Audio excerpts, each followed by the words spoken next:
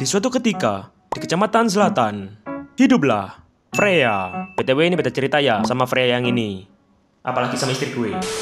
Nah, si Freya ini bareng sama ortunya. Ya wes keluarga cemara lah. Hidup kaya dan bahagia. Anjay. Aku kaya. Bokapnya dia ini kerja jadi kepala editor di perusahaan Dawn Daily, sebuah perusahaan koran terbesar di Kecamatan Selatan. Terus nyokapnya ini kerja... Gak tau kerja apa. Wes pokoknya mereka ini udah kaya banget lah. Soke. Hidup sakinah mawadah warohmah. Nah lalu suatu ketika pas si Frey ini umur 15 tahun, dia ini ngerayain ultahnya bareng sama ortunya. Wes mereka ini makan-makan gitulah di restoran mukbang. Terus pas mereka ini pulang di perjalanan, mereka ini kayak happy-happy gitu.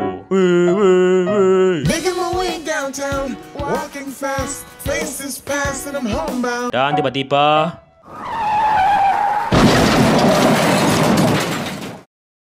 tiba-tiba mobilnya mereka ini tabrakan sama truk tronton dari arah yang berlawanan. Wes kecelakaan lah. Nah, pas si Freya ini sadar, dia ini udah diamanin sama damkar dan polisi yang ada di sana. Ya, dia ini nggak sampai luka parah sih. Cuman bokap sama nyokapnya yang duduk di kursi depan ini mokat semua. Nah, terus si Freya ini dapat laporan dari polisi yang ada di sana kalau truk tronton yang tabrakan sama mobilnya dia ini kabur. Dan pas para polisi ini berusaha ngelacak dan ngejar truk itu, mereka ini nemuin kalau truknya ini udah kebakar. Yang bikin para polisi ini pun jadi kehilangan jejak dari sopir truk itu. Dan sekian waktu berlalu, para polisi ini nggak nemuin petunjuk sama sekali buat kasus kematian ortunya si Freya ini. Wes buntu lah. Yang akhirnya itu ngebikin para polisi ini pun mutusin buat ngehentiin penyelidikannya mereka. Wes buyar. Dan kasusnya ini pun ditunda sampai nggak tahu kapan.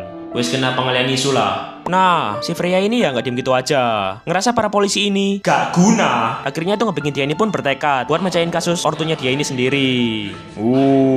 Fine. I'll do it myself. Ya soalnya dia ini yakin kalau kematian ortunya ini bukan sebuah kecelakaan, tapi sebuah pembunuhan berencana. Akhirnya si Freya ini pun join pelatihan biar dia ini bisa jadi polisi di Kecamatan Selatan. Dan dia ini berlatih terus-terusan, pagi siang malam senja. Dan pas dia ini udah gede, akhirnya dia ini pun diterima di kepolisian dan dia jadi petugas ter-GG di sana. Anjay. Nah, tapi di sisi lain, di sana si Freya ini nggak pernah sekalipun ngobrol atau interaksi gitu sama siapapun. Wes ngenolep gitulah dia ini. Ya, sejak kematian ortunya, itu ngebikin si Freya ini jadi cewek yang dingin dan pendiam. Kesendirian adalah teman terbaikku. Lalu 4 tahun pun berlalu. Si Freya ini makin gede. Dan di masa itu, karena perkembangannya yang GG di kepolisian, akhirnya dia ini pun naik pangkat dan ditugasin di divisi investigasi kriminal di kepolisian selatan. Anjay. Dan di saat itulah si Freya ini langsung nyoba ngebuka lagi kasus kematian ortunya buat nyari tahu siapa pelakunya. Dan It's now illegal. ya ternyata kasus kematian ortunya dia ini dikelompokkan sebagai kasus rahasia. Jadi kasusnya itu nggak bisa diakses sama kantor kepolisian biasa gitulah.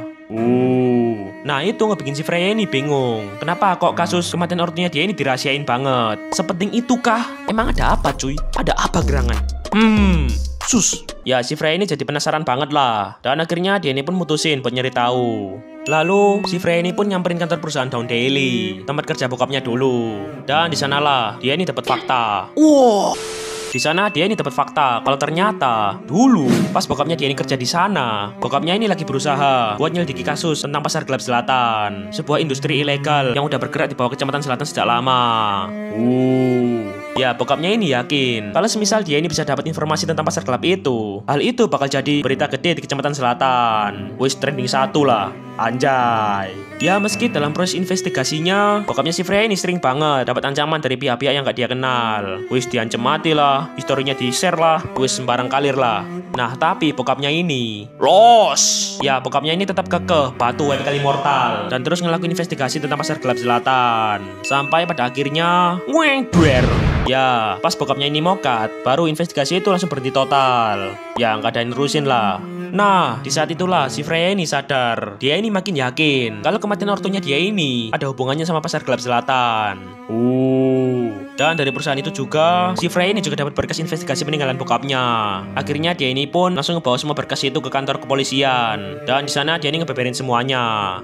Fakta! Nah, kegiatan penyelidikannya si Freya ini diketahui sama si Dr. Wu, seorang kepala ilmuwan Kecamatan Selatan. Plus dia ini tuh yang megang squad Saber. Anjay. Nah, ngelihat kegigihannya si Freya ini, akhirnya si Dr. Wu ini pun invite si Freya ini buat join ke squad Saber. Join gak Ki? Ya, ngedenger tawaran itu, si Freya ini langsung mikir, kalau semisal dia ini bisa join squad Saber, artinya dia ini bakal bisa akses semua berkas kasus kematian ortunya yang dirahasiain. Dan akhirnya Dan si Freya ini pun jadi anggota Saber dan dapat julukan Manhunter. Anjay. Nah, setelah itu, si Freya ini langsung 1-2 war nyari berkas yang dirahasiain. Dan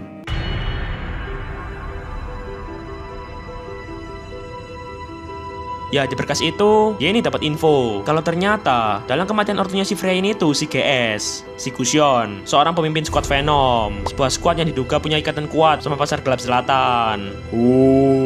Dan saat itulah si Freya ini pun bersumpah kalau dia ini bakal nemuin dan nangkep squad Venom buat ngebahas dendam kematian ortunya.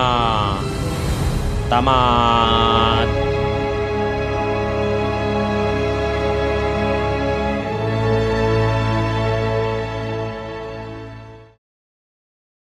Satu tahun kemudian, nah suatu ketika, tiba-tiba Kecamatan Selatan ini diserang sama pasukan robot misterius. Nah, pasukan robot ini diduga berasal dari pasar gelap selatan. Dan di saat itulah, pasukan Saber ini pun langsung maju buat melindungi warga selatan dari serangan robot itu. Nah, di pertarungan itu, tiba-tiba si Freya ini ngelacak keberadaan seseorang. Ya, dia ini ngeliat si GS yang juga lagi ngelawan para robot yang ada di kota. Itu Venom Gusion. Tapi kenapa dia juga melawan robot? Apapun itu, kau tidak akan bisa lari untuk hal ini. Dan akhirnya terjadi kejar-kejaran antara si Freya sama si GS. A few moments later.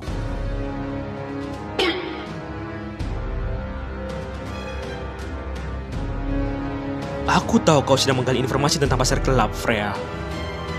Dan aku tahu, kau pasti mengira kalau aku adalah dalang dari kematian orang tuamu. Tapi kenyataannya, kau telah ditipu. Semua anggota squad Saber dimanipulasi untuk melindungi dalang dari pasar gelap selatan. Kau kira aku bisa percaya begitu saja? Aku tidak peduli kau mau percaya atau tidak. Oh iya, satu petunjuk terakhir. Dr. Wu adalah targetmu yang sebenarnya.